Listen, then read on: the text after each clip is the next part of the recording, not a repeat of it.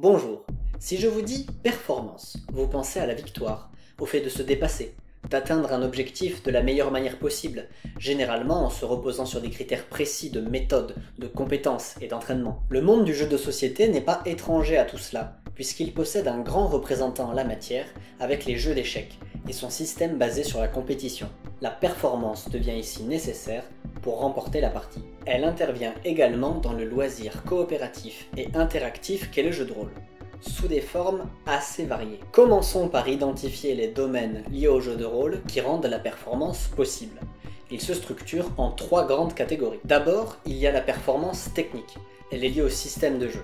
Et c'est plus que simplement le comprendre. C'est le maîtriser au point d'optimiser son personnage ou de pouvoir sortir différents chapitres de règles de tête. Ensuite, il y a la performance narrative. C'est tout ce qui va toucher à la capacité d'interprétation, au jeu d'acteur. C'est-à-dire la posture, la diction, mais aussi l'incarnation du caractère et de l'histoire de son personnage de manière cohérente. Un exemple de performance narrative peut être un discours épique échangé avec le méchant au moment de l'ultime bataille, le genre de dialogue percutant qui renforce les enjeux et donne à tout le monde cette étincelle supplémentaire pour finir l'histoire en beauté. Enfin, il y a la performance logistique.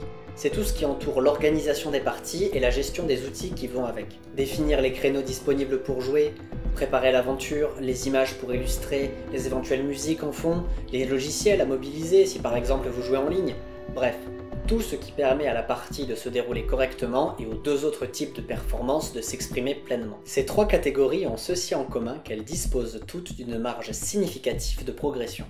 Optimiser son personnage, peaufiner son jeu d'acteur ou trouver les bandes sonores parfaites pour chaque situation, cela demande un investissement qui peut se compter en heures, voire en années. Pourtant, et c'est ce qui est de génial avec le jeu de rôle, il n'y a pas besoin de spécialement performer dans chacune de ces catégories pour rendre le jeu possible, ni même agréable. Une partie n'est pas condamnée si ses participants ne sont pas tous des acteurs confirmés ou s'il manque la musique idéale pour accompagner l'action. Et c'est là où l'importance de la performance en jeu de rôle trouve ses limites. Parce que s'il est possible d'estimer l'expérience d'un maître du jeu ou d'un joueur à partir des critères que j'ai évoqués plus tôt, la performance seule ne suffit pas pour faire des bonnes parties de jeu de rôle. Pourtant, il est facile de faire le lien et de se dire que si on joue mieux, on s'amuse mieux, non? Mais qu'est-ce que c'est que ce mieux exactement? Imaginons une personne qui connaît les règles sur le bout des doigts. C'est super, mais disons maintenant qu'à chaque fois que quelqu'un se trompe sur les règles ou hésite, la personne intervient de manière autoritaire au point même de parfois couper la parole de ses partenaires. Est-ce qu'il est juste de dire qu'elle est performante? Techniquement, oui, mais ça ne suffit pas. Ça ne suffit pas parce que s'il existe des performances objectives dans le jeu de rôle, les parties, elles, sont subjectives. Et donc, elles dépendent des attentes et des envies de chaque joueur présent à la table. Performer en jeu de rôle, c'est bien, mais si c'est pour en faire un outil de discrimination ou de moquerie plutôt qu'un levier qui soutient toute l'équipe, c'est non. C'est non parce que ça nuit au plaisir de jeu.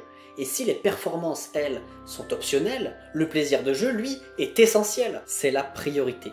C'est lui qui définit la manière avec laquelle l'histoire va se dérouler, et qui donne du sens à la performance si celle-ci est en adéquation avec l'ambiance de la table. La qualité d'un enquêteur devient toute relative dans un scénario de grosse bagarre, de même que la performance d'un expert de système de jeu ne dépend que de la complexité du système auquel il joue.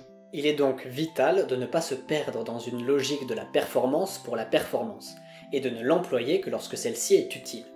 Tenez, je vais vous raconter une anecdote à ce sujet. Pendant de nombreuses parties, en tant que meneur de jeu, je croyais qu'il était vital que je fasse des fiches d'ennemis complètes et détaillées comme le système de jeu le demandait. Mais je n'aimais pas faire ça. Pourtant je me disais, oui, mais un bon maître de jeu, ça connaît son système, ça sait mettre des chiffres, ça sait faire des fiches de personnages, c'est essentiel pour déterminer la qualité des épreuves et des défis, il faut que je fasse mes fiches correctement. Et je me suis acharné, mais à chaque fois, c'était la prise de tête, au point que par moments j'oubliais de les faire, comme si mon cerveau refusait catégoriquement de s'en occuper. Et donc, j'ai fait des séances sans fiches. Dans les combats, j'improvisais la plupart du temps, et ça se passait bien. Les joueurs s'amusaient, mais de mon côté, j'étais un peu amer parce que je n'arrivais toujours pas à être performant dans la création de fiches. Et un jour, j'ai eu un déclic. Je me suis dit, non, mais en fait, tout ça, je m'en fiche. Moi, ce que j'aime, c'est préparer des intrigues, et quand je fais des personnages, il faut juste que je sache ce qu'ils veulent, et ce dont ils sont capables. Et ça me suffit. Par exemple, au lieu d'étudier tout un arbre de compétences pour justifier qu'un personnage peut se téléporter, directement dans la fiche, j'écrivais « peut se téléporter ». et les détails je les imaginais sur le moment. Mais ça ne résout toujours pas le problème des chiffres qui sont des valeurs à parfois respecter pour savoir gérer la difficulté dans ces parties. Alors, comment j'ai fait? Pour commencer, j'ai écouté avec plus d'attention mes joueurs. Je veillais bien à comprendre leurs forces, leurs équipements, leurs dégâts. Je scrutais dans leur comportement les faiblesses de leur cohésion d'équipe, ou au contraire, les leviers de motivation qui les poussaient à se dépasser. Et je construisais mes épreuves en fonction. Comme ça, j'étais toujours dans un ordre de grandeur similaire à celui de mes joueurs, et en plus, parfois, je pouvais avoir le luxe d'animer des situations où il y avait tellement de tension que, fiche de monstre ou pas, les joueurs se sentaient accomplis lorsqu'ils surmontaient l'épreuve. Que retenir de cette histoire?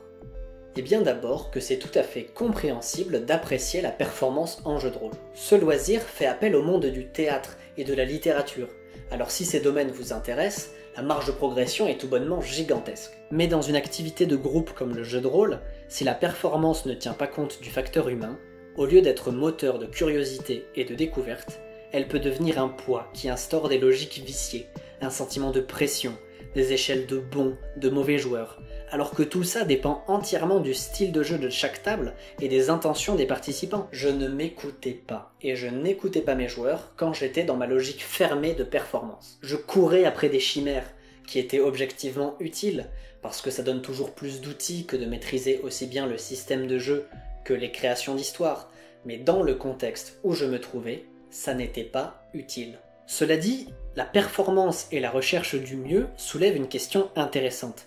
Comment puis-je faire pour que tout le monde s'amuse plus? Et c'est par cette question que tout devrait commencer. Mettre en avant le jeu d'acteur au sein des parties, si ça fait plaisir à tout le monde, il n'y a aucune raison de s'en priver. Mais si c'est plus un facteur de malaise qu'autre chose, dans ce cas-là, il vaut mieux le mettre de côté et se concentrer sur ce qui marche. Et ainsi de suite, on expérimente et on avance. Et petit à petit, il y a des méthodes qui se développent, des comportements qui s'affinent. Et alors nous réalisons qu'en cherchant à nous épanouir tous ensemble, nous créons une cohésion de groupe, et chaque nouvelle partie de jeu de rôle devient pour nous l'occasion de nous réjouir, de nous dire que nous allons rire, vaincre nos peurs tous ensemble et vivre des aventures extraordinaires, et réussir à former une équipe soudée et motivée dans un loisir qui démarre avec 2 crayons et 3 bouts de papier. Est-ce que c'est pas ça, la vraie performance? Merci d'avoir regardé cette vidéo jusqu'au bout. Si vous souhaitez soutenir l'émission, adressez-lui un pouce vers le haut et n'hésitez pas à en parler autour de vous et à vous abonner. Vous pouvez aussi m'aider en me proposant de nouveaux sujets à traiter dans les commentaires, ça me donnera de la matière pour concevoir les prochains épisodes. Prenez bien soin de vous, et je vous dis à une prochaine fois.